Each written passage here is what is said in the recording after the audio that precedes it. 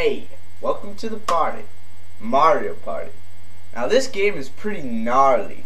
If you hate it, well then you're wrong, because this game is cool. At the beginning, you have many options. You can edit your items at the Mushroom Bank, you can buy new items at the Mushroom Shop, you can tour Minigame Island, go to the Minigame House, or edit your options, or you can just go on a normal adventure. Basically, this is the main mode. Once you go down the warp pipe, Toad will ask you what settings do you want. Basically, you can play with up to 4 players, but there needs to be 4 players. Since there's only one controller and there'll be just one character. You can play as Mario, Luigi, Peach, Yoshi, Wario, and Donkey Kong. The rest of the characters that aren't playing are computer players. Basically, you can set their difficulty at whatever you please. I'm going to pick normal for now. Now, each character has their own course, making 6 courses. There's a jungle, a birthday cake, a tropical island, a battlefield, an engine room, and a floating castle. You can pick any of these courses, but look at the difficulty before you pick. You can also set how many turns each player gets. Now, since this is just a normal review, I'm going to pick the normal one, which is 35. Now let's start. Once you've exited the warp pipe, you will land in the course you have selected, and Koopa Troopa, your tour guide, will tell you what the biz is, and basically to watch out for Bowser, who's always up to no good in these courses. He can appear at any time. Once he's finished, you will each have to hit a dice to basically determine who goes first. Whoever has the highest number goes first, whoever has the second highest number goes second, and so on, basically to determine the order of each player.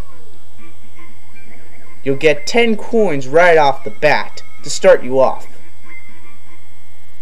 Toad will then appear and tell you where the star is. Of course, you need 20 coins to get the star. When it is your turn, you hit the die. The number that appears is the number of spaces you move. You can land on a blue space, which gives you 3 coins, or a red space, which takes away 3 coins. There are other spaces that tip the balance of the game a little bit. There are some intersections where you can choose your path, but there are some where you just have to take the one that goes forward. The type of minigame that is chosen is based on the spaces each player has landed on. For this one, it's 2 versus 2. They pick 3 games and randomly pick one. Before the minigame starts, you'll get to see the rules and the controls. It also can show you a bit of advice you can use. Hopefully, you take that into consideration and it will help you win the game. Press start to start the game. Basically, for 2 versus 2 games, 2 people have to work together to beat the other team, and vice versa. At the end of the game, a team or a player wins. They get rewarded with coins. It's different for each minigame. For 2 versus 2, the winners steal 10 coins from the losers. If the player lands on a blue star space, they get to play a 1-player game, randomly chosen by the N64. Now, the thing about these games, it also includes its own rules, but only 1 player can play them. If the player wins, he gets 10 coins. If he doesn't, he loses 10 coins. This can affect him and the other player's stats. 4-player games happen when all 4 characters have landed on the same colored space. This game category has the most games out of them all. Of course, the game is randomly selected by the N64. These type of games are every man for himself. You gotta be the last one standing, no matter what. If you win a 4-player minigame, you get 10 coins. This is essential to winning, because then you can lead other characters. If you land on a mushroom space, you'll have to hit a mushroom block. If you get a red mushroom, then you go again.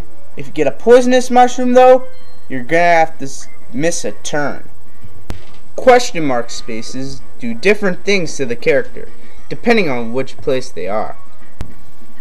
If you get to Toad and you have 20 coins, you get a star. Whoever gets the most stars at the end of the game wins. If two players have the same amount of stars, it all depends on what amount of coins they have. Toad will then tell you where the stars move to now, and the player will have to move the amount of spaces remaining. Some 4-player games like Keep Away require all 4 characters to work together.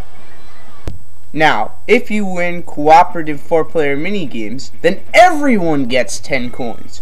This doesn't really affect anybody's stats. If you land on a Bowser space, then you're going to have to prepare for an event he will select from his roulette. You're going to be lucky if you select the yellow text. But if you select something else, you'll have to play the minigame or pay him some money. At the end of the minigame, you or others have to pay the toll to Bowser.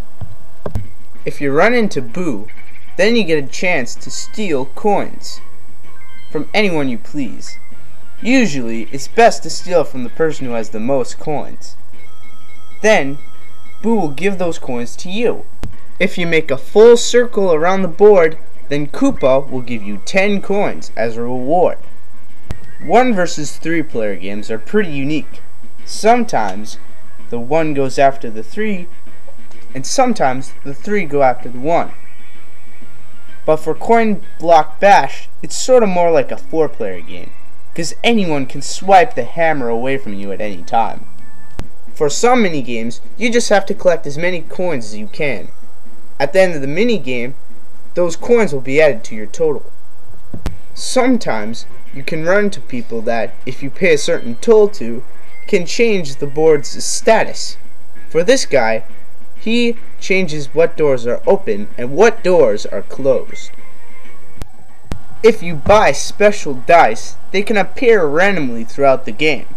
For this dice, the number that you get is the number of coins you receive.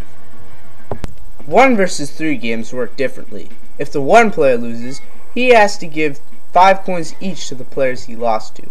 If the 3 players lose, they have to pay him a total of 15 coins. For 2 versus 2 coin collecting minigames, the 2 players share the amount of coins they have collected. Sometimes, more than 1 person can win a minigame, and they get 10 coins too. If you land on an exclamation mark, you get to play chance time. This is all about luck and timing. As you can see, there are 3 rolling boxes above you.